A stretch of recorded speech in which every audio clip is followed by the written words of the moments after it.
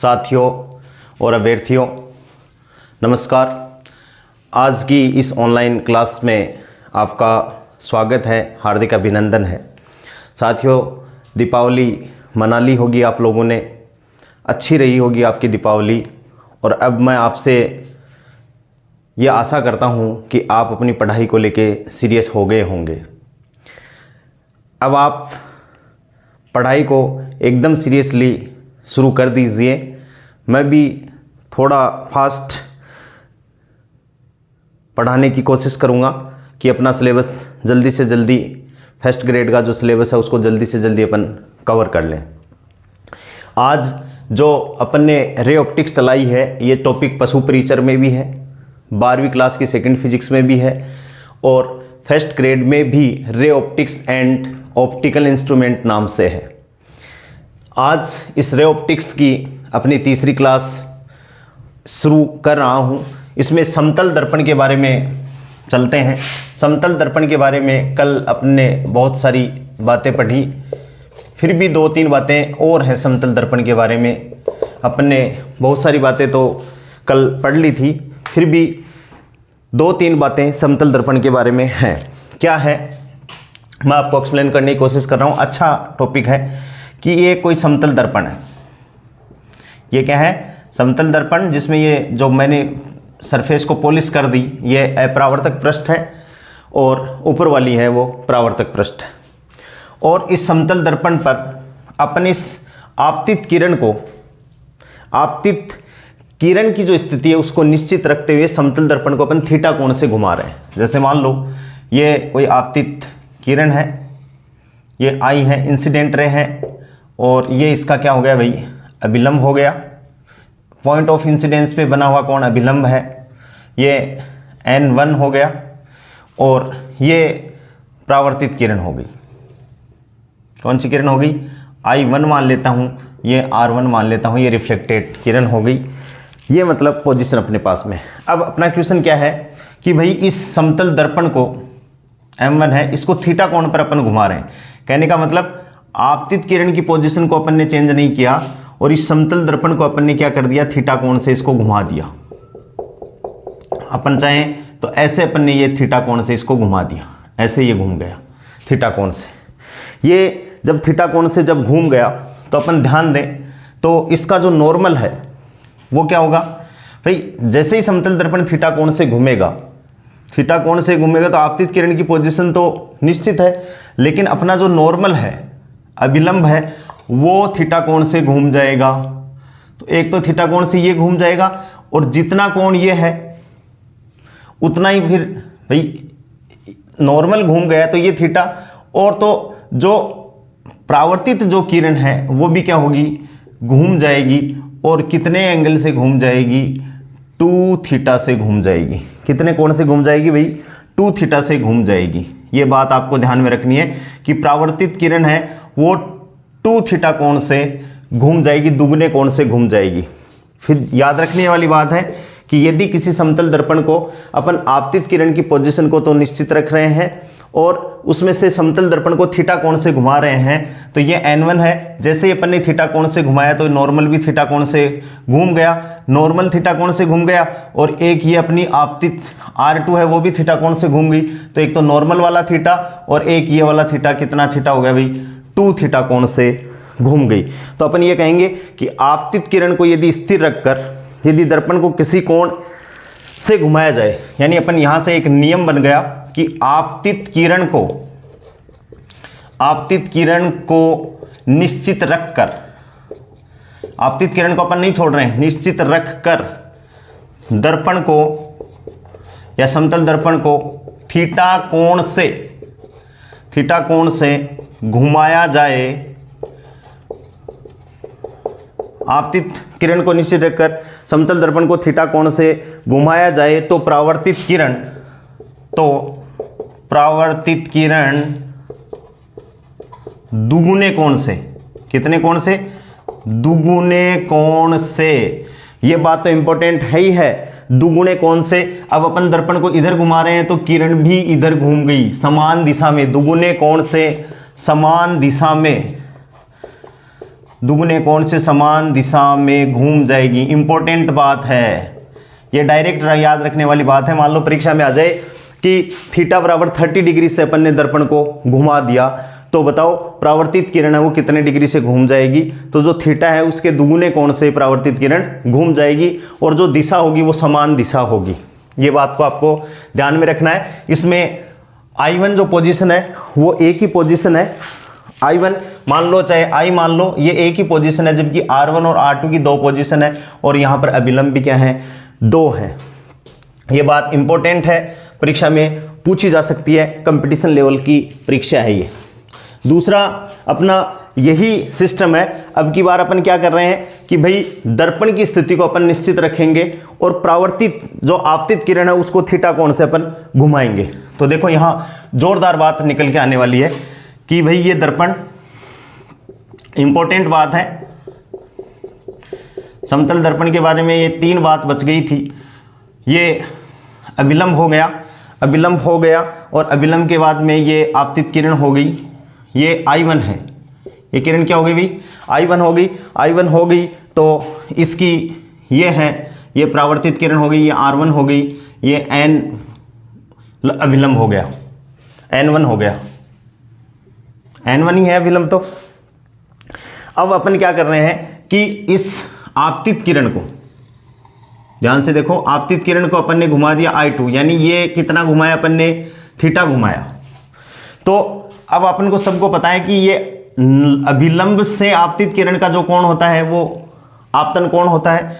तो अपन ने जब आपतित किरण को इसके पास में लेके गए तो ये कोण अपने पास में हो गया, छोटा कोण हो गया, छोटा कोण हो गया। तो जितना कोण ये है उतना ही कोण ये है। तो जैसे ही इसको घुमाएंगे तो R1 जितना कोण ये होगा उतना ही कोण क्या होगा, ये होगा।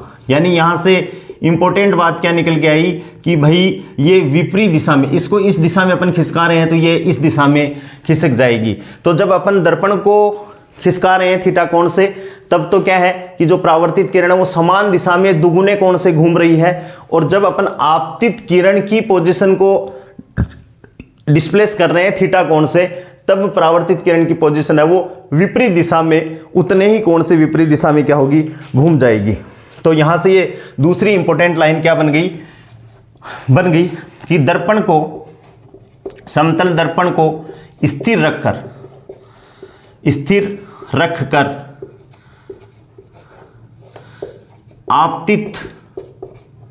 आपतित किरण को, समतल दर्पण को स्थित रखकर आपतित किरण को थीटा कोण से, किसकी तरफ, आपतित किरण को स्थिर रखकर दर्पण को स्थिर रखकर आपतित किरण को किसी या थीटा कोण से घुमाया जाए, आपतित किरण को थीटा कोण से घुमाया जाए या किसी कोण से घुमाया जाए तो परावर्तित किरण कौन सी दिशा में भाई, विपरीत दिशा में। बहुत इंपॉर्टेंट बात है, विपरीत दिशा में उतने ही कोण से या थीटा कोण से घूम जाएगी। ये भी इंपॉर्टेंट बात है कि उतने ही कोण से थीटा कोण से विपरीत दिशा में घूम जाएगी। तो जब अपन दर्पण को घुमा रहे हैं तो आपतित किरण की पोजीशन में चेंज नहीं किया, तब तो परावर्तित किरण है वो थीटा कोण से उसी दिशा में घूम रही है। और जब अपन ने दर्पण को तो फिक्स रखा है और आपतित किरण को थीटा कोण से घुमा दिया, तो परावर्तित किरण विपरीत दिशा में थीटा कोण से घूम जाएगी। ये बात आपको ध्यान में रखनी है। तीसरी पोजीशन ये और है, वो भी इंपॉर्टेंट है। ये 1 नंबर बात हो गई आज की समतल दर्पण के बारे में, ये 2 नंबर। और तीसरी बात है वो बहुत भी इंपॉर्टेंट है, वेरी इंपॉर्टेंट। क्या है कि ये एक समतल दर्पण है, ये एक समतल दर्पण अपन ने ले लिया, समतल दर्पण। और इसमें एक वस्तु है जो या तो समतल दर्पण के पैरेलल भाग रही है, किस वेग से, VOP का मतलब है ऑब्जेक्ट है कोई, O का मतलब ऑब्जेक्ट है, P का मतलब है पैरेलल। समतल दर्पण ऐसे है तो समतल दर्पण के पैरेलल भाग रही है। और एक यहीं से ऑब्जेक्ट ये हो सकता है कि समतल दर्पण के लंबवत भागे, तो लंबवत भागे तो VON। VO का मतलब है ऑब्जेक्ट का वेग है, N का मतलब है नॉर्मल यानी इसके लंबवत दिशा में भागे। तो ये तो कौन सी होगी, नॉर्मल बातें होगी। अब अपनी इमेज, समतल दर्पण है तो अपनी इमेज भागेगी, तो अपनी इमेज यानी पैरेलल वाले के तो लिए पैरेलल होगी, यानी VIP। VI का मतलब है इमेज और P का मतलब है यानी पैरेलल जो भागेगा वो पैरेलल ही भागेगा, इमेज भी पैरेलल भागेगी। लेकिन किसी समतल दर्पण की तरफ अपन भाग रहे हैं तो दर्पण में यदि आप ध्यान से देखोगे, जैसे जैसे आप भागोगे तो आपको ऐसा लगेगा कि मेरी इमेज भी भाग रही है। तो इमेज की पोजीशन क्या होगी, VIN, यानी दर्पण की विपरीत दिशा में आपकी तरफ भागेगी। ये बात आपको ध्यान में रखनी है। यहां पर अपन यहां से क्या कंक्लूजन निकला कि VOP ऑब्जेक्ट जो पैरेलल है वो किसके बराबर है, VIP के बराबर है।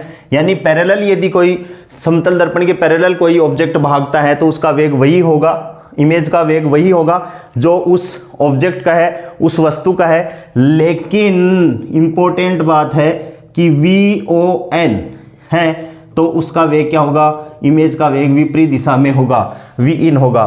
तो कई बार परीक्षा में क्वेश्चन पूछ लिया जाता है कि आप ऐसे आप पे क्वेश्चन बना दिया जाता है कि ये कोई समतल दर्पण है, उसकी तरफ वस्तु है, आप है, वो 10 मीटर प्रति सेकंड के वेग से इसकी तरफ भाग रहे हो। बताओ आपकी इमेज किस वेग से आपकी तरफ भागेगी, तो आपको कहना है कि भाई 20 मीटर प्रति सेकंड के वेग से भागेगी। अब कोई पूछे कि सर 20 मीटर प्रति सेकंड कैसे आया, यहाँ जो कंसेप्ट लग रही है वो कंसेप्ट लग रही है आपेक्षिक वेग की। क्या लग रही है, आपेक्षिक वेग की कंसेप्ट लग रही है। यहाँ आपको याद हो VAB बराबर क्या है भाई, VA माइनस VB।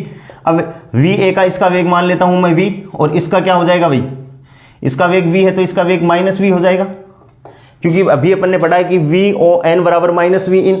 तो V बराबर तो V और ये माइनस, और मेरी तरफ भाग रहा है तो माइनस V।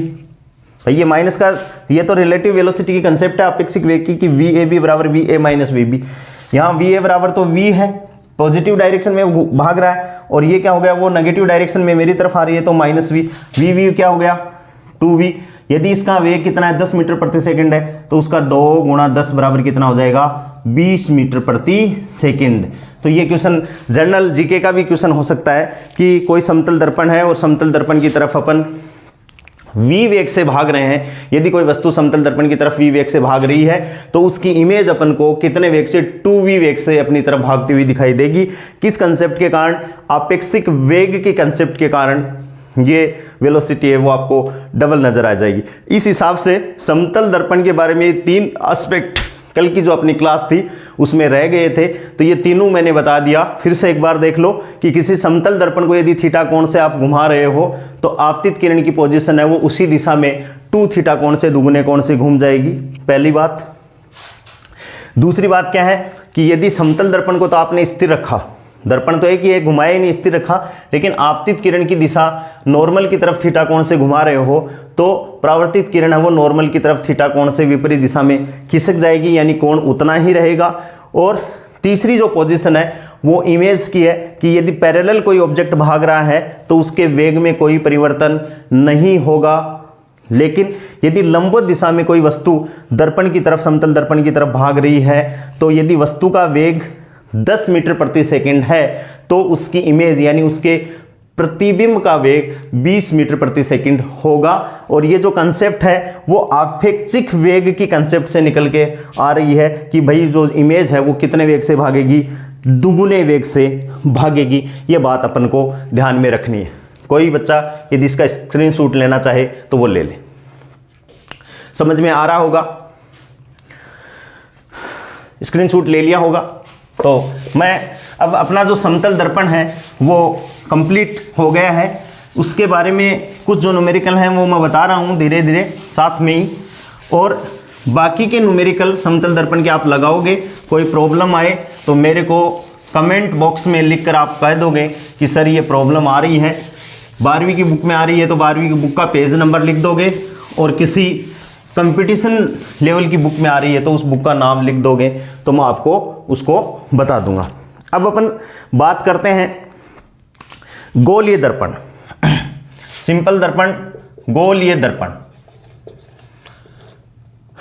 गोलीय दर्पण की बात करते हैं। स्फेरिकल, गोलीय दर्पण का मतलब क्या हो गया भाई, spherical mirror, spherical mirror, spherical mirror. सबसे पहले तो ये मैं जनरली थोड़ा सा हिंट दे दूं कि ये बनते कैसे हैं। तो गोलीय दर्पण में गोला, वर्त नहीं, ध्यान में रखना गोला। अब जैसे गोला है तो यहां मैं ब्लैक बोर्ड पे तो गोला बना नहीं सकता, तो वर्त जैसी आकृति बनी है। आपको ये लेना है कि गेंद है। गेंद कैसी है? फुल फिल है गेंद, ये नहीं है कि अंदर से वो भरी हुई ना हो, पूरी गेंद है। और इसकी ये मैं डिनोट कर देता हूं कि ये अक्ष है जो इस गेंद को दो भागों में विभक्त कर रही है। तो इसको अपन दर्पण के पॉइंट ऑफ व्यू से इसको बोलेंगे मुख्य अक्ष। अभी आगे मैं डिस्कस करूंगा। मुख्य अक्ष है ये, मैंने बताया गोलीय दर्पण में बता रहा हूं। तो गोलीय दर्पण में एक गोला होता है और उस गोले का कुछ भाग अपन काट देते हैं। जैसे ये इस गोले का सेंटर है सी, और यहां से इस गोले का इतना इतना भाग अपन ने काट दिया। अब काटेंगे तो कैसा? जैसे वाटरमेलन को अपन काटते हैं तो इस हिसाब से ये गोला हो गया, इतना इतना भाग इसका काट दिया अपन ने, काट के इसको रख लिया और इसको ऐसे कर दिया। यहां से अपन ने इसको काट दिया, इसको मैं नाम दे दूं एम और एम डैश। अब ये पूरा भरा हुआ है, इसको अपन पॉइंट नाम दे सकते हैं पी। पी को अपन आगे बोलेंगे कि ये दर्पण का ध्रुव कहलाता है। तो इसमें दो आकृतियां अपने पास में बन गई। कैसी कैसी आकृतियां बनी? एक तो ये गोला, अब इसमें ये क्या हो गया? इस गोले का केंद्र हो गया, गोले का केंद्र हो गया। दर्पण के मामले में इसको अपन क्या बोलेंगे? वक्रता केंद्र बोलेंगे। अब अपने पास में इसमें दो तरह की चीजें हैं कि एक तो अपन इसमें पॉलिश कर दें। किधर कर दें भाई? पॉलिश कर किधर कर दें?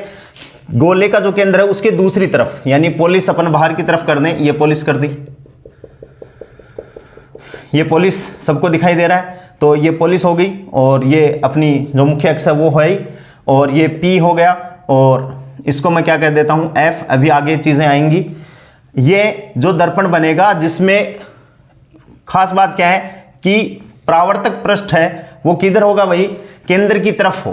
परावर्तक पृष्ठ किधर हो? केंद्र की तरफ हो। यानी ये जो पृष्ठ है वो कौन सा पृष्ठ है भाई? परावर्तक पृष्ठ। परावर्तक पृष्ठ किधर हो? गोले के केंद्र की तरफ हो। यानी पॉलिश किधर हो? गोले के केंद्र की दूसरी तरफ, ये वाली पॉलिश वाली जगह है। तो इस दर्पण को अपन बोलेंगे अवतल दर्पण। कौन सा दर्पण बोलेंगे? अवतल दर्पण, यानी कॉनकेव मिरर। क्या बोलेंगे? कॉनकेव मिरर बोल देंगे। और यदि इसमें पॉलिश किधर कर दें अपन? दूसरी तरफ, यानी दर्पण की तरफ कर दें। कैसे? जैसे मान लो ये अपना गोला है,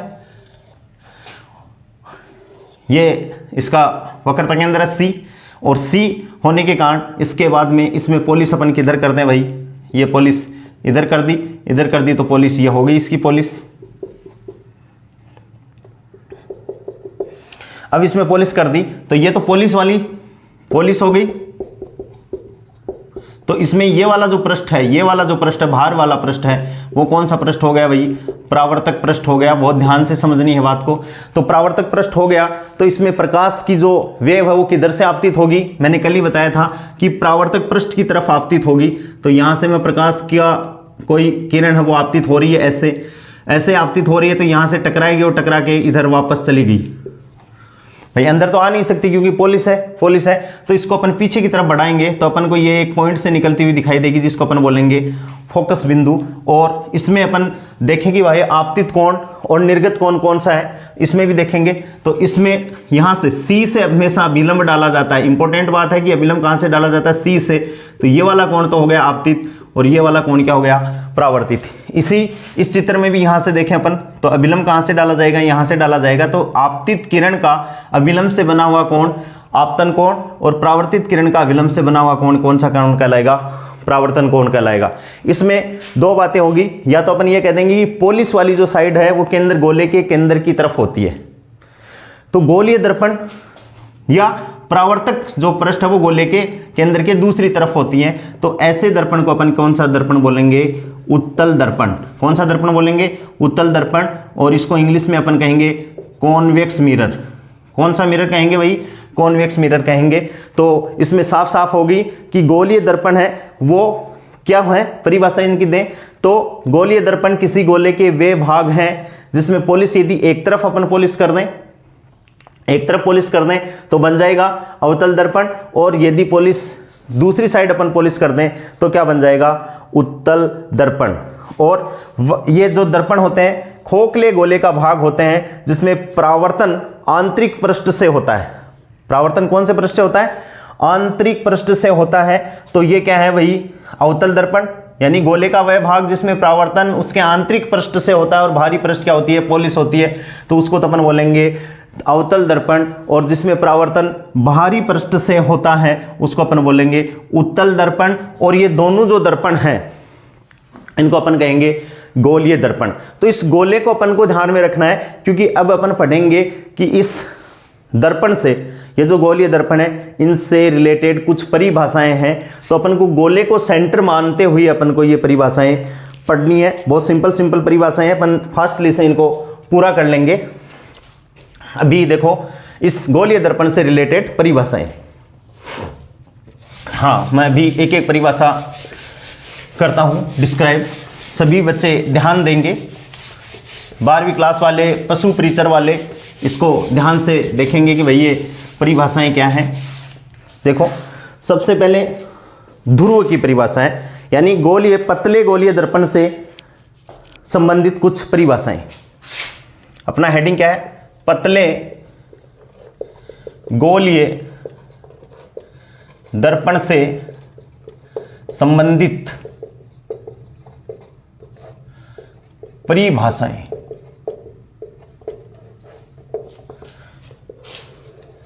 सबसे पहले जो परिभाषा है, सबसे पहला जो पॉइंट है वो क्या है? ध्रुव है। क्या बोलते हैं?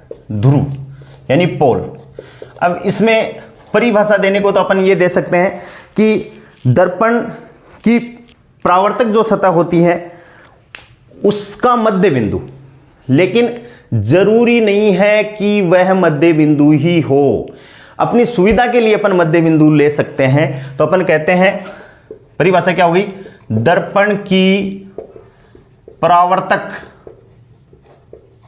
पृष्ठ का कोई भी बिंदु, दर्पण की परावर्तक पृष्ठ का कोई भी बिंदु, दर्पण की परावर्तक पृष्ठ का कोई भी बिंदु ध्रुव होता है। क्या होता है भाई? ध्रुव होता है। लेकिन सुविधा के लिए दर्पण का मध्य बिंदु, यहां दर्पण का मध्य बिंदु का मतलब है दर्पण के परावर्तक पृष्ठ का मध्य बिंदु लेते हैं। सुविधा के लिए दर्पण का मध्य बिंदु यानी परावर्तक पृष्ठ का, दर्पण की परावर्तक पृष्ठ का, दर्पण की परावर्तक सतह का या पृष्ठ सतह का मध्य बिंदु लेते हैं। उसको अपन क्या कहते हैं?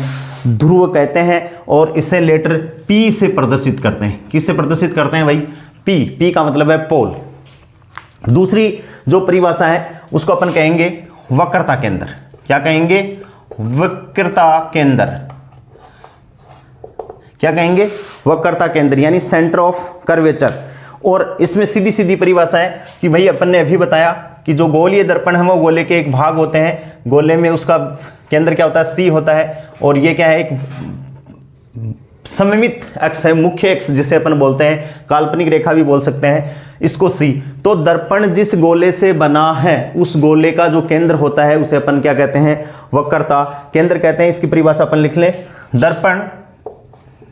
दर्पण जिस गोले का भाग होता है, या अपन ये कह सकते हैं कि दर्पण जिस गोले से बना होता है, गोले का भाग होता है, उस गोले का केंद्र बिंदु या उस गोले का केंद्र क्या कहलाता है भाई? वक्रता केंद्र कहलाता है। क्या कहलाता है? वक्रता केंद्र कहलाता है। और इसे किससे डिनोट करते हैं? C से डिनोट कर दिया जाता है। किससे डिनोट कर दिया जाता है? C से डिनोट कर दिया जाता है। तीसरी जो परिभाषा है वो वक्रता त्रिज्या। वक्रता केंद्र को अपन C से डिनोट करते हैं, ध्रुव को अपन P से डिनोट करते हैं, और वक्रता त्रिज्या को कैपिटल R से डिनोट करते हैं। इसकी परिभाषा भी वैसी है कि दर्पण जिस गोले से बना है उस गोले की जो त्रिज्या होती है यहां से लेकर यहां तक की दूरी, तो दर्पण जिस गोले से बना है गोले से बना है उस गोले की त्रिज्या, उस गोले की त्रिज्या, दर्पण जिस गोले से बना है उस गोले की त्रिज्या क्या कहलाती है भाई? वक्रता, वक्रता त्रिज्या कहलाती है। और इसे अपन किससे डिनोट करते हैं? इसे अपन आर से डिनोट करते हैं। किससे डिनोट करेंगे बेटा? आर से डिनोट करेंगे। या अपन ये बोलते हैं कि दर्पण जिस गोले का भाग होता है उस गोले की जो त्रिज्या होती है, उसकी त्रिज्या होती है, उसको अपन क्या बोलते हैं? वक्रता त्रिज्या। चौथा जो अपना पॉइंट है उसको अपन बोलेंगे मुख्य अक्ष। क्या बोलेंगे बेटा? मुख्य अक्ष, यानी प्रिंसिपल अक्ष बोल सकते हैं। और अपन बोलेंगे कि दर्पण में इसको अपन ने बोला है ध्रुव P। भाई ये अपन दर्पण ऐसे बनाएंगे तो ऐसे बन जाएगा। इस पॉइंट को बोला P, इसको बोला C। तो अपन ये कह सकते हैं कि दर्पण के ध्रुव व वक्रता केंद्र को मिलाने वाली रेखा। तो मुख्य अक्ष को अपन बोलेंगे दर्पण। इसमें जो मुख्य की जो स्पेलिंग है वो अपनी जो प्रिंसिपल की जो स्पेलिंग होती है वो है, प्रिंसिपल का मतलब है मुख्य, प्रिंसिपल एक्सिस। तो दर्पण इसको परिभाषित करके दर्पण के ध्रुव है, दर्पण के ध्रुव यानी P तथा वक्रता केंद्र, वक्रता केंद्र C को मिलाने वाली, C को मिलाने वाली रेखा। दर्पण के ध्रुव P तथा वक्रता केंद्र C को मिलाने वाली रेखा क्या कहलाती है? रेखा मुख्य अक्ष। क्या कहलाती है? मुख्य अक्ष कहलाती है। और ध्यान से इसको देखें तो इसमें चित्र में इस मुख्य अक्ष को अपन नाम क्या दे सकते हैं? इसे CP। तो यहां इस डायग्राम में CP क्या है बेटा? मुख्य अक्ष है। क्या है? मुख्य अक्ष है। पांचवा जो पॉइंट है वो क्या है भाई? मुख्य फोकस। क्या है? मुख्य फोकस। अपन अभी लेंस में आगे पढ़ेंगे मुख्य फोकस। तो दो होते हैं वहां पर, एक मुख्य और एक गौण। तो मुख्य फोकस क्या है कि अनंत पर कोई बिंब स्थित है, अनंत पर कोई बिंब स्थित है, वहां से दर्पण पर टकरा के प्रतिबिंब जिस बिंदु पर बने, जैसे यहां पर, जैसे ये अपन मान लो ये दर्पण मान लें और यहां से अनंत पर कोई वस्तु रखी हुई है, अनंत का मतलब बहुत दूर रखी हुई है, तो उससे आने वाली जो प्रकाश की किरणें हैं वो समांतर अपन को लगेंगी क्योंकि बहुत दूर है। तो यहां से जैसे ये मुख्य अक्ष के समांतर आ रही हैं और ये यहां टकराएंगे और टकरा के जिस बिंदु से जाएंगी उस बिंदु को अपन क्या कहेंगे? मुख्य फोकस कहेंगे। क्या कहेंगे? मुख्य फोकस कहेंगे। तो अपन इसकी परिभाषा दे सकते हैं कि अनंत पर स्थित, अनंत पर स्थित। अब कई बच्चे तो इससे कंफ्यूज होते हैं कि सर ये अनंत क्या होता है? अनंत का मतलब कोई फिक्स बिंदु नहीं है। अनंत का मतलब that point for which we can not know the exact position, कि वह बिंदु अपने लिए अनंत है जिसकी एग्जैक्ट लोकेशन अपन नहीं जान सकते हैं। चाहे वह बिंदु मेरे से 1 किलोमीटर दूर हो, चाहे मेरे से 5 मीटर की दूरी पर हो, या जस्ट इस कमरे के बाहर ही क्यों ना हो। अपन मेरे को कोई कह दे कि वह बिंदु, तो मैं एग्जैक्ट लोकेशन उसके नहीं जानता, इसका मतलब वह बिंदु मेरे लिए क्या है? अनंत है। तो अनंत पर स्थित बिंब, अनंत पर स्थित बिंब, अनंत पर स्थित बिंब का मतलब है वस्तु जहां से आपतित किरण जनरेट होंगी। तो इस परिभाषा क्या होगी? अनंत पर स्थित बिंदु, इस अनंत पर स्थित बिंब यानी वस्तु का मुख्य अक्ष पर, मुख्य अक्ष पर प्रतिबिंब, अनंत पर स्थित बिंदु का मुख्य अक्ष पर प्रतिबिंब बिंदु या प्रतिबिंब जिस बिंदु पर बनता है उसको अपन फोकस कहते हैं, या प्रतिबिंब बिंदु क्या कहलाता है? फोकस कहलाता है। क्या कहलाता है भाई? फोकस कहलाता है। और इसे अपन किससे डिनोट करते हैं? इसे F से प्रदर्शित कर दिया जाता है। इसे अपन मुख्य फोकस भी बोलते हैं क्योंकि दर्पण में एक ही फोकस होता है, इसलिए अपन इसी को ही क्या बोल देते हैं? मुख्य फोकस बोल देते हैं। तो गोलीय दर्पण, गोलीय दर्पण दो प्रकार के। कल मैंने एक चीज आपको बताई थी कि समतल दर्पण में मैं बहुत बड़ा गोला यदि ले लूं, जैसे मान लो ये बहुत बड़ा गोला ले लिया और इसका छोटा सा पार्ट अपन काट दें ऐसे और इसके एक तरफ पॉलिश कर दें, तो ये समतल दर्पण बन गया। अब कोई पूछे कि सर इसकी त्रिज्या, भाई मेरे को पता नहीं कि मैंने कितना बड़ा गोला लिया था, तो मैंने कल आपको एक्सप्लेन भी किया था कि समतल दर्पण की जो वक्रता त्रिज्या है वो अनंत होती है, इसलिए इसकी फोकस दूरी भी कितनी होती है? अनंत होगी। ये कई बार क्वेश्चन पूछ लिया जाता है। और भाई दूरी है, दोनों दूरी है, तो इसका मात्रक क्या हो गया, सेंटीमीटर हो गया, या मीटर में अपन मेजर करें। तो ये दर्पण से रिलेटेड ध्रुव यानी दर्पण का मध्य बिंदु, सीधी सी बात है। वक्रता केंद्र यानी दर्पण जिस गोले से बना है उसका केंद्र। वक्रता त्रिज्या, दर्पण जिस गोले से बनी है उसकी त्रिज्या, इसकी वक्रता त्रिज्या। मुख्य अक्ष का मतलब है, या तो अपन ये परिभाषा दे दें कि दर्पण के मध्य बिंदु से गुजरने वाली काल्पनिक रेखा मुख्य अक्ष कहलाती है, या अपन ये परिभाषा दे दें कि भाई दर्पण के जो पोल और वक्रता के अंदर सेंटर ऑफ कर्वेचर को मिलाने वाली रेखा क्या कहलाती है, मुख्य अक्ष कहलाती है। और मुख्य फोकस क्या हो गया कि अनंत पर अपने पास में कोई ऑब्जेक्ट पड़ा है, तो अनंत पर कोई ऑब्जेक्ट पड़ा है तो उससे आने वाली जो पैरेलल जो रेखाएं होंगी वो मुख्य अक्ष पर जो प्रतिबिंब बनाएंगी, मुख्य अक्ष पर जो प्रतिबिंब बनाएंगी वह बिंदु क्या कहलाएगा, मुख्य फोकस कहलाता है। इसके बाद में इसको स्क्रीनशॉट ले लो, इसको लेना चाहो तो। हाँ, एक परिभाषा मैं और बता देता हूं, मुख्य काट, 6 नंबर जगह है थोड़ी सी। मुख्य काट, मुख्य काट की जो परिभाषा है कि दर्पण का भाई गोला तो बहुत बड़ा है, तो कुछ ही भाग है, जैसे ये भाग है, यहां पर ही मतलब प्रकाश की किरणें आपतित हो रही हैं, तो दर्पण का कोई भी भाग, मुख्य काट का मतलब क्या है, दर्पण का कोई भी भाग जो दर्पण के ध्रुव से गुजरे, जो दर्पण के ध्रुव से गुजरे क्या कहलाता है, मुख्य काट कहलाता है। जैसे इसमें अपन बात करें कि यहां से मैंने पुलिस की इसको नाम दे दिया एम और इसको नाम दे दिया मैंने एम डेस, तो ये वाली वो क्षेत्र है जहां पर प्रकाश की किरणें इस पर आपतित हो सकती हैं, तो ये क्या कहलाएगा, मुख्य काट कहलाता है, ध्रुव से गुजरे। जैसे उस चित्र में इसको अपन नाम दे सकते हैं एम डेस। इसका स्क्रीनशॉट ले लो ताकि मैं आगे इसको और कंटिन्यू कर सकूं।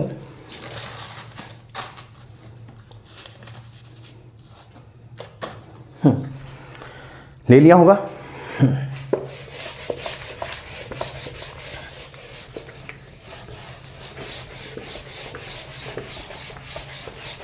अभी एक चित्र मैं आपके सामने एक चित्र बनाऊंगा, उससे सारी बातें आपको क्लियर हो जाएंगी कि ये मुख्य अक्ष क्या है, ये कौन सी अक्ष है, सारी बातें आपके क्लियर हो जाएंगी।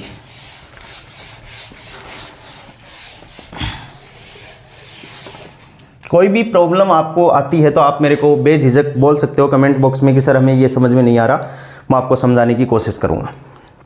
जैसे मान लो मैं एक अवतल दर्पण का चित्र बना रहा हूँ, ये अवतल दर्पण है,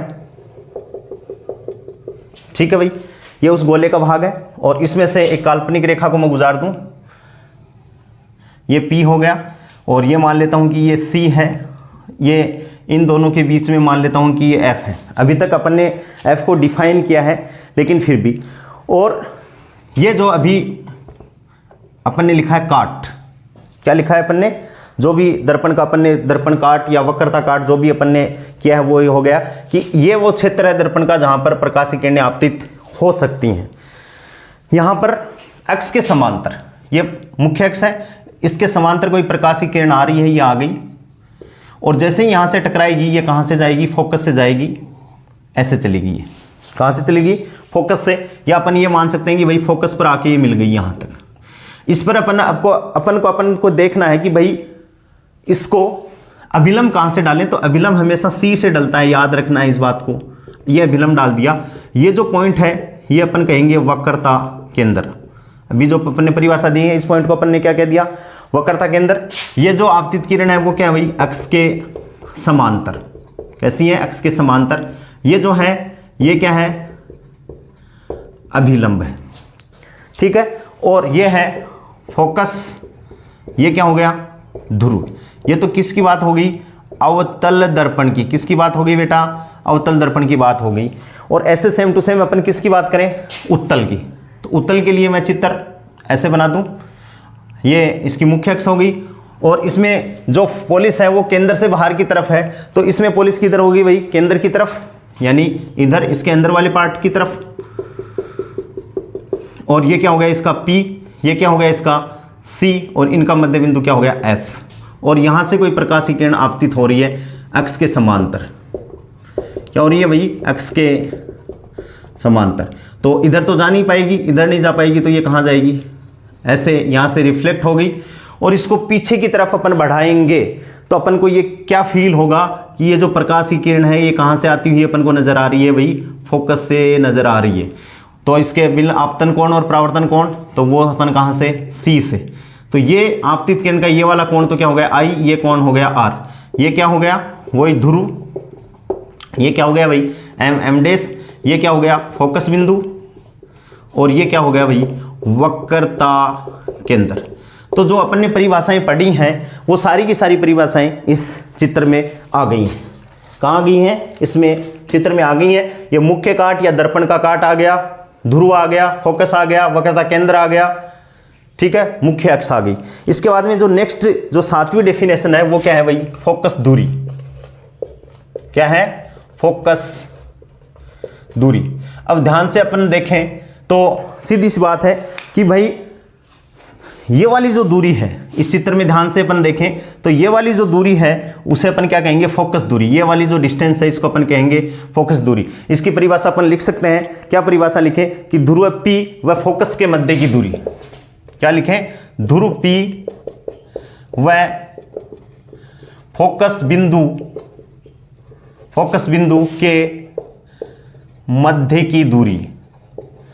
फोकस बिंदु के मध्य की दूरी क्या कहलाती है भाई, फोकस दूरी कहलाती है। और किसके अनुदिश है, ये किसके अनुदिश है, पीएफ के।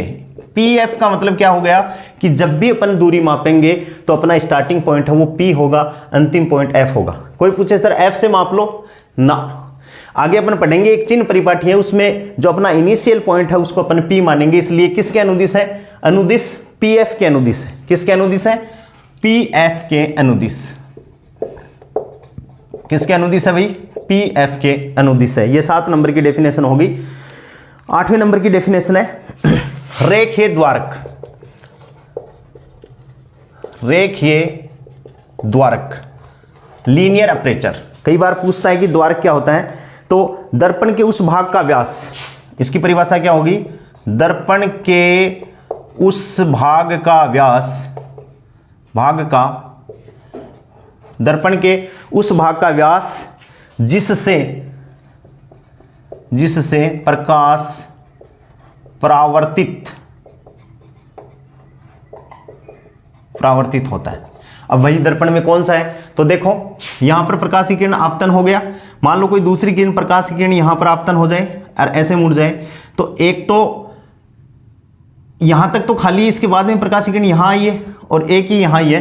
तो इससे ये वाली जो डिस्टेंस है, ये व्यास हो गया इसका। यदि अपन गोला बनाए तो ये व्यास क्या कहलाता है भाई, रेखीय द्वारक। ध्यान आ गया होगा, समझ में होंगे कि दर्पण के जिस पॉइंटों पर समांतर किरणें आ रही हैं उन समांतर किरणों के बीच की जो लीनियर डिस्टेंस है दोनों की, वो क्या कहलाएगा, रेखीय द्वारक कहलाएगा। नंबर 9 डेफिनेशन है, नंबर 9 की जो डेफिनेशन है वो क्या है भाई, फोकस तल। क्या है, फोकस तल। जैसे कई बच्चे तो ये समझ रहे होंगे कि सर क्या डेफिनेशन, फालतू डेफिनेशन, लेकिन जो बच्चे इनिशियली यानी स्टार्टिंग से तैयारी करना चाह रहे हैं उनके लिए मैं एक बार लेके चल रहा हूं। तो ये नहीं हो कि सर बहुत इजी चीज़ पढ़ा रहे हैं, हार्ड भी आएंगी। और मैं एक बात और बता देता हूं कि शेड्यूल अपन इस हिसाब से रख रहे हैं कि एक दिन 11वीं, एक दिन छोड़ के एक दिन 12वीं, और जिस दिन संडे होगा उस दिन अपन कॉलेज की किताबें भी मैं स्टार्ट कर रहा हूं। तो तीनों ब्रांचेज अपनी एक साथ में चलेंगी। धीरे धीरे अपन स्पीड पकड़ लेंगे और अपना सिलेबस अपन मेरे हिसाब से 4 महीने के करीबन अपन कंप्लीट, 4 भी हो सकते हैं, 5 भी हो सकते हैं। आपको ये नहीं समझना है कि मैं कब से तैयारी स्टार्ट करूंगा। 5 तारीख से फॉर्म भरे जा रहे हैं, फॉर्म जल्दी ही भर देना है और अपनी तैयारी के लग जाना है। पोस्ट बढ़ रही हैं, घट रही हैं, वो सरकार का काम है, आरपीएससी का काम है, आप लोगों का काम है कि उसकी जज के अपन तैयारी करें, हार्ड वर्क करें, तो सिलेक्शन अपना पक्का है। अब देखो फोकस तल, फोकस से गुजरने वाला तल, यानी फोकस तल क्या है, फोकस से गुजरने वाला तल। फोकस से गुजरने वाला तल क्या कहलाता है, फोकस तल कहलाता है। तथा इसकी जो पोजीशन होती है, तथा अपन ये कह सकते हैं मुख्य अक्ष के लंबवत तल। कौन सा तल? मुख्य अक्ष के लंबवत तल। अब कोई कहे कि फोकस, तो ये देखो फोकस है और यहां पर मैं एक तल बना दूं ऐसे। क्या बना दूं मैं? यहां पर एक ये तल बना दूं। ये बना दिया मैंने, ये ऐसे एक तल बन गया, ये एक तल बन गया भाई, और ये लो, तो ये तल ऐसे बन गया। जैसे ये मुख्य अक्ष, ऐसे मुख्य अक्ष है, तो ये तल मैंने क्या बना दिया? इसके परपेंडिकुलर बना दिया, जिसमें फोकस पूरा आए, तो ये क्या कहलाएगा? फोकस तल कहलाएगा। और उसमें उत्तल दर्पण में भी अपन देख सकते हैं फोकस तल किस हिसाब से अपन बनाए। तो ये फोकस है, तो इसमें भी ये फोकस तल क्या हो जाएगा भाई? इस हिसाब से क्या हो जाएगा? फोकस तल हो जाएगा। तो ये वाला तल क्या है? जो मुख्य अक्ष के लंबवत तल या फोकस से गुजरने वाला तल क्या कहलाता है? फोकस तल कहलाता है। इंपॉर्टेंट डेफिनेशन है। इसके बाद में जो 10 नंबर की जो डेफिनेशन है उस, हाँ, तो दर्पण से रिलेटेड जो अपनी 10वीं जो परिभाषा है वो क्या है भाई? उपाक्षीय किरणें हैं, पैराक्सियल रेज हैं। अपन इनको बहुत कम पढ़ते हैं, इन दोनों रेज को, उपाक्षीय किरणें, पैराक्सियल लाइन और मार्जिनल रेज, लेकिन ये इंपॉर्टेंट है। होती क्या है? ये किरणें आपतन बिंदु पर अभिलंब के साथ, आपतन बिंदु पर अभिलंब के साथ, इंपॉर्टेंट बात है, के साथ अल्प कोण बनाती हैं। इसलिए ये किरणें मुख्य अक्ष के समीप होती हैं। और रे ऑप्टिक्स में इस अल्प कोण का बहुत इंपॉर्टेंस है, यानी थीटा का मान अल्फ होगा, तो अपन साइन थीटा को कन्वर्ट कर देंगे थीटा, टेन थीटा को कन्वर्ट कर देंगे थीटा, और कोस थीटा को अपन कर देंगे 1। तो कई बार तो यही समझ में नहीं आता कि भाई ये थीटा जो कोण होता है वो अल्प क्यों होता है। तो ये किसके कारण होता है? उपाक्षीय किरणें होती हैं उनके कारण होता है। यहाँ से देखो कि ये अवतल दर्पण है, ये मुख्य अक्ष है, ये दोनों क्या है भाई? मुख्य अक्ष है, और ये कोई समांतर प्रकाश की किरण आ रही है, तो ये कोण जो है थीटा जो है वो अल्फ है, और ये क्या होगा? ये अभिलंब है, तो अभिलंब के साथ में अल्फ कोण बनाती हैं। तो ये रेज कौन सी रेज हो गई भाई? उपाक्षीय रेज हो गई। ऐसे ही दूसरी लोकेशन क्या हो सकती है कि ये अपना अभिलंब हो गया, अभिलंब हो गया, यहाँ से क्या हो गया? ये थीटा कोण हो गया, थीटा कोण हो गया, तो ये भी कौन सी किरणें हैं? उपाक्षीय किरणें हैं। यानी जो सीधी सी बात होगी कि दर्पण की मुख्य अक्ष के पास में जो किरणें होंगी वो ये अभिलंब से छोटा कोण बनाएंगी, और छोटा कोण बनाएंगी तो दर्पण के मुख्य अक्ष के पास वाली किरणों को अपन कौन सी किरणें बोलेंगे?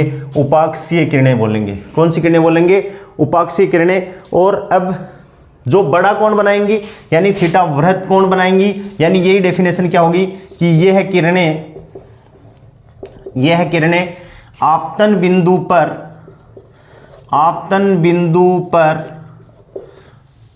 अभिलंब के साथ, आपतन बिंदु पर अभिलंब के साथ वृहद या बड़ा कोण, वृहद या बड़ा कोण बनाती हैं, बड़ा कोण बनाती हैं। इसलिए यह है किरणें, या ये किरणें क्या कहलाती हैं? किरणें पराक्षीय। कौन सी भाई? पराक्षीय किरणें कहलाती हैं। तो यानी बड़ा कोण बनाती हैं वो तो कौन सी किरणें होंगी? पराक्षीय किरणें। और जो छोटा कोण बनाती हैं उनको अपन कह सकते हैं उपाक्षीय किरणें। इंपॉर्टेंट है ये बात, अपन को ध्यान में रखनी है, क्योंकि इन किरणों से अपन एक जो दर्पणों में उत्पन्न एक दोष होता है उसको अपन बोलते हैं गोलीय विपतन। ये बहुत जगह आता है, गोलीय विपतन। दर्पणों का एक दोष है जिसका नाम है गोलीय विपतन। तो वो गोलीय विपतन क्या होता है, इन पराक्षीय तथा उपाक्षीय किरणों से ही अपन समझेंगे। मैं इसको साफ कर रहा हूं। अब अपन बात करेंगे गोलीय विपतन की, जिसको अपन ध्यान से समझेंगे। तो देखो गोलीय विपतन क्या होता है।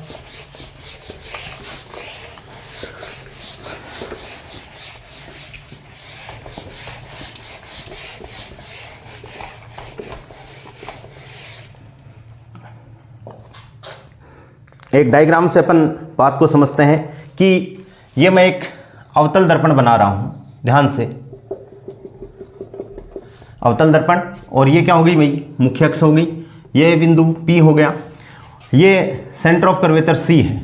यहाँ से केंद्र की तरफ, यानी केंद्र की तरफ जो किरणें आ गई, ये आ गई, ये आ गई, नीचे से ये आ गई, तो यहाँ से ये टकराकर यहाँ ही मिल जाएंगी। तो केंद्र की अपन गोलीय विपतन को एक्सप्लेन कर रहे हैं। किसको? गोलीय विपतन। तो मैं एक डायग्राम बना दिया, ये बना रहा हूँ, और यहाँ से प्रकाश की किरणें आ रही हैं, ये हो गया C हो गया, और यहाँ से ये प्रकाश की किरणें यहाँ मिल गई, कहाँ मिल गई भाई, यहाँ मिल गई। इसको अपन अल्फ कोण बना रहे हैं तो ये P कौन सी होगी, पैरेक्सियल रेज होगी, क्योंकि ये क्या है, पोल के पास में है। और कुछ जो किनारों के दूसरी तरफ हैं जिनको अपन प्राक्षीय किरणें कहते हैं, जिनका लिए कोण बड़ा होता है, वो यहाँ पर आके मिल गई। कहाँ पर आकर मिल गई, यहाँ पर आकर मिल गई। इसको अपन बोलेंगे FM। यानी ये तो प्राक्षीय किरणों का फोकस बिंदु हो गया, और ये मारिजिनल जो रेज है, यानी ये तो हो गया पैरेक्सियल, सॉरी ये तो पैरेक्सियल रेज और ये मारिजिनल रेज, ये हो गया मारिजिनल रेज हो गया। तो इनका फोकस तो ये हो गया और इनका फोकस ये हो गया। और यहाँ से जो ये पैरेलल किरणें आ रही हैं वो दूरस्थ, कहाँ से आ रही हैं भाई, दूरस्थ वस्तु से आ रही हैं। तो सीधी सी बात है ये क्या होंगी, अक्ष के समांतर होंगी। क्या होंगी ये, अक्ष के समांतर होंगी। और दर्पण के सिरों से दूर ये जो रेज हैं, इनको अपन कौन सी रेज बोला है, अभी अपन ने बोला दर्पण के सिरों के निकट,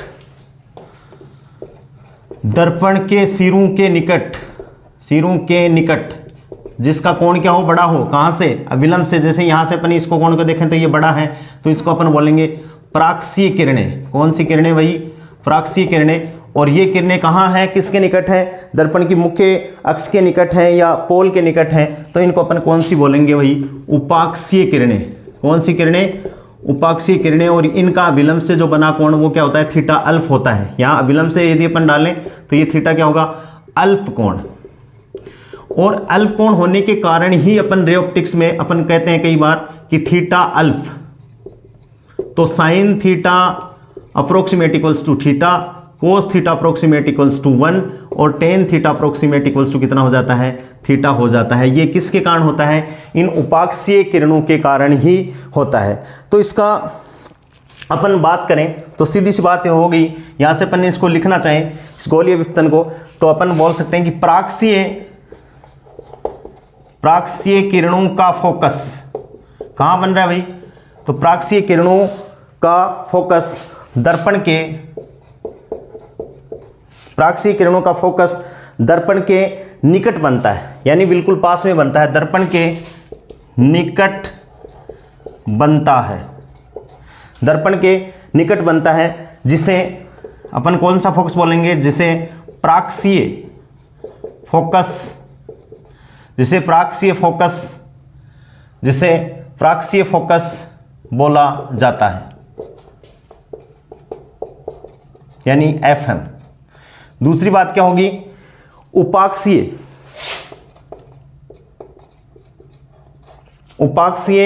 किरणों का फोकस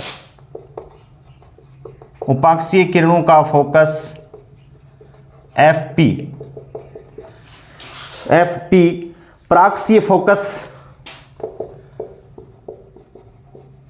प्राक्षीय फोकस से दूर बनता है, प्राक्षीय फोकस से दूर बनता है। अतः दूरस्थ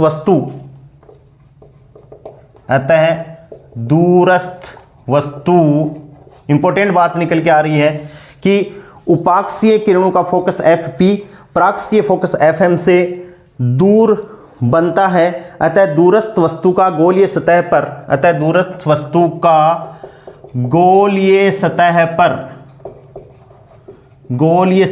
पर बनने वाला प्रतिबिंब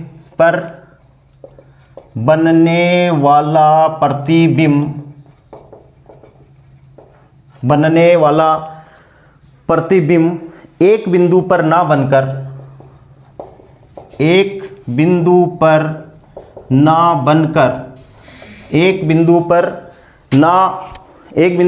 बनकर अक्ष के अनुदिश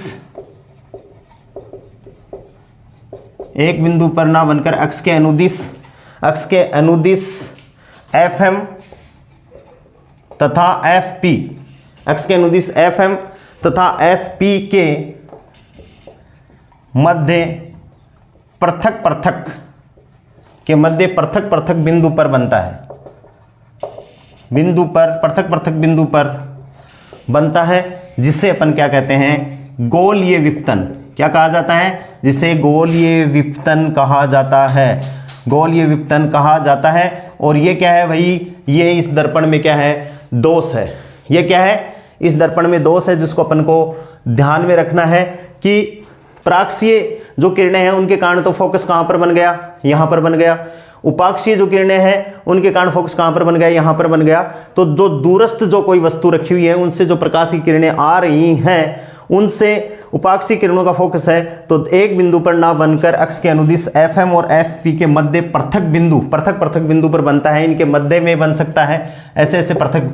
तो दूरस्थ वस्तुएं मतलब पृथक बन रहा है, जिसको अपन क्या कहेंगे, गोलीय विपतन उसको अपन कहते हैं। तो आज की इस क्लास में इतना ही। मैं आशा कर रहा हूं कि सभी बच्चों को अच्छे से समझ में आ रही होगी। कोई भी यदि दिक्कत हो तो आप मेरे को कमेंट्स बॉक्स में लिखकर भेजें। धन्यवाद।